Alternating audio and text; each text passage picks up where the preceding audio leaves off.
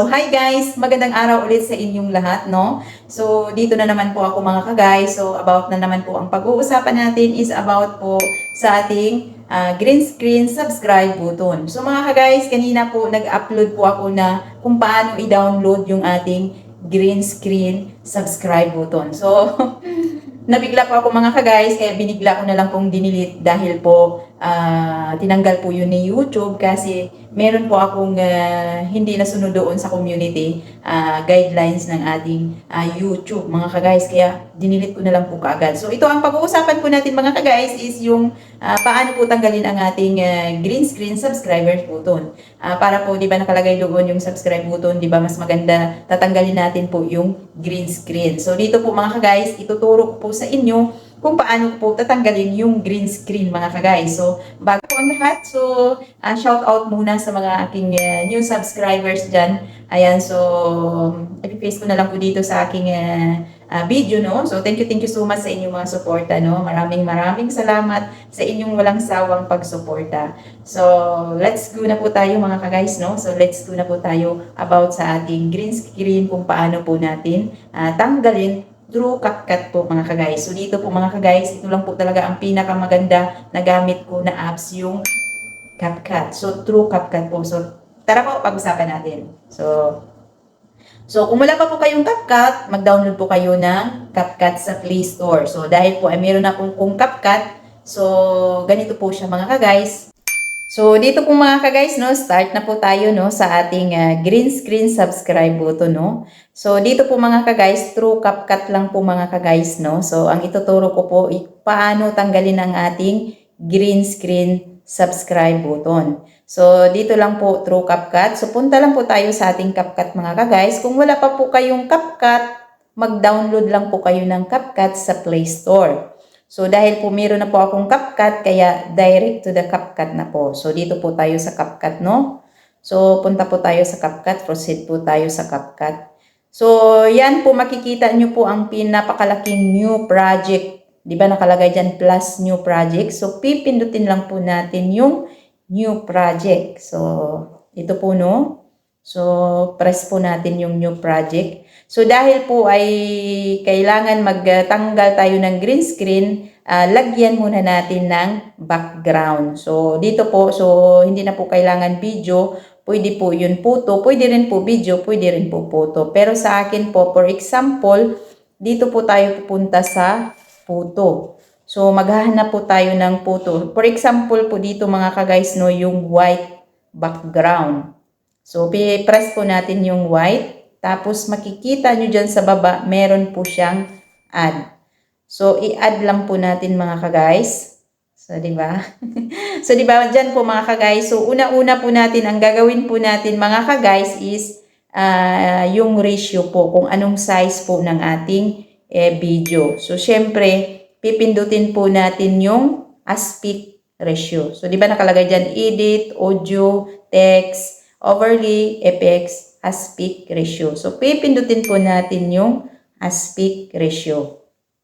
So, ganito po ang resulta. Original, 9:16, 1.1, 16:9, 4:3, and 3:4. Marami po dyan mga ka-guys. Pero dahil po ay kailangan natin sa video ng ating YouTube, kailangan po nating piliin ang 16:9. So, press lang po natin.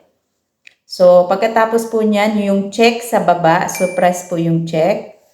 So, pagkatapos ganun, ida-drag po natin mga ka-guys para po maging 16:9. So, tara i-drag po natin.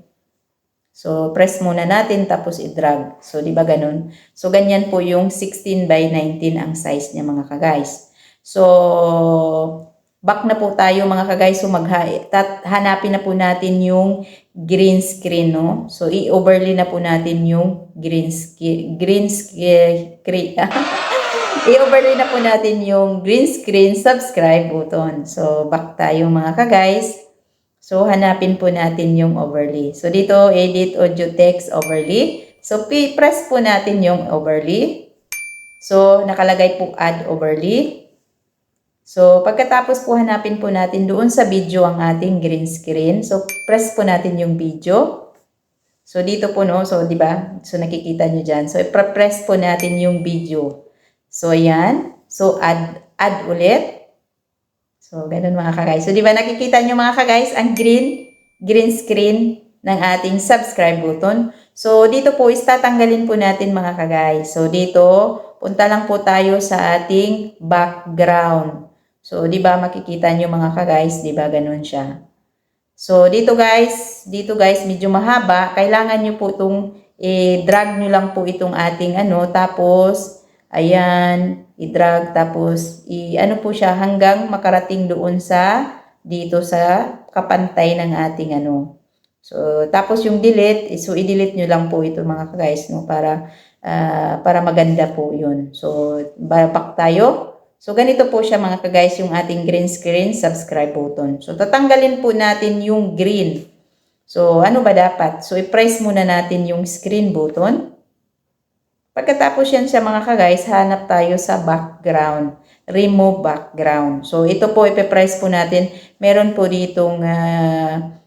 ditong split, volume, blend, animation, delete. So, dito po mga ka-guys, yung remove BG. So, press po natin yung remove BG, remove background. So, makikita nyo dyan mga ka-guys, auto removal, custom removal, Chrome key. So, dito po tayo sa Chrome key. So, press po natin yung Chrome key.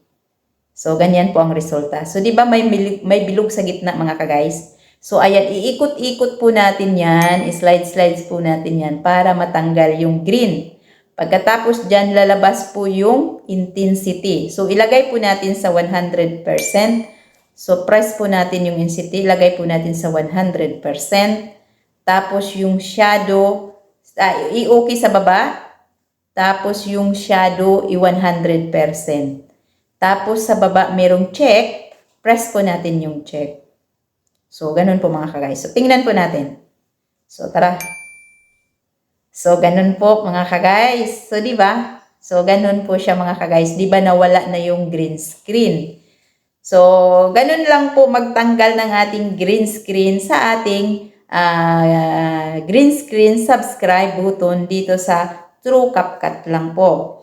So, mga ka-guys, sana po may natutunan kayo sa aking video na ito. Huwag pong kalimutan mag-subscribe ng aking YouTube channel at paki-click ng notification bell para updated po kayo sa susunod kong mga video.